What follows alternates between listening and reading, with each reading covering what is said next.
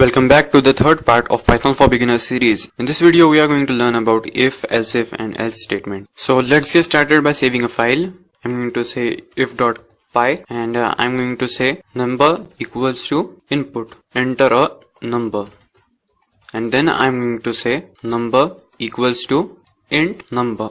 This means that I'm going to convert this number into an integer. Whenever you take an input from the input statement, it's in the form of a string. What is a string? String is anything written between two quotes. This is a string.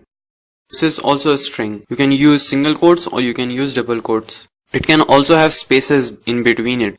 And what are integers? Integers are just plain numbers. Now, if I have something like this, it's in the form of a string. To convert it into a number, you need to use int. It takes in any string number like this and it converts it into a number.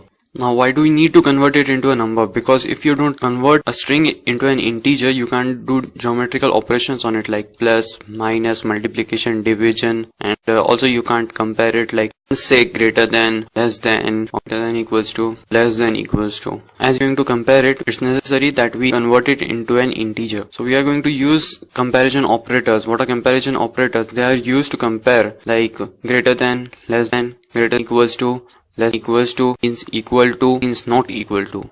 If you're having 2 equals to, it means compare, and if you're having just 1 equal to, it means assign. Like a equals to apple, this means assign the value of apple to a, and a equal to apple, it means that compare is the value of a equals to this.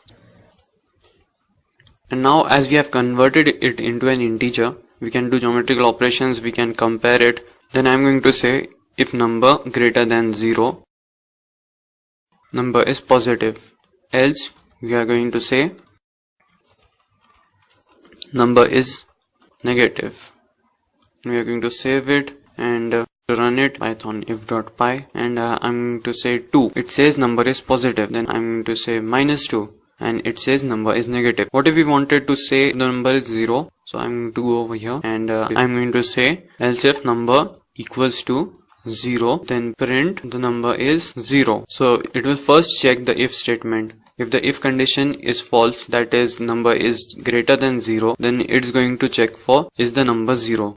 So if 0 over here, 0 is not greater than 0, therefore this condition will be false. Then it's going to check if the number is 0. If the number is 0, it's going to print this, else it's going to print number is negative. So we can save it and we can run it and I can say 0 and it says the number is 0. You can also add as many else if statements as you want.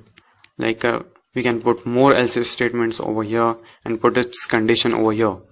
And then we can put the code which we want to run if that condition is satisfied. So that's it for this video. If you like this video, give this video a big thumbs up, subscribe, and I'll see you in the next one.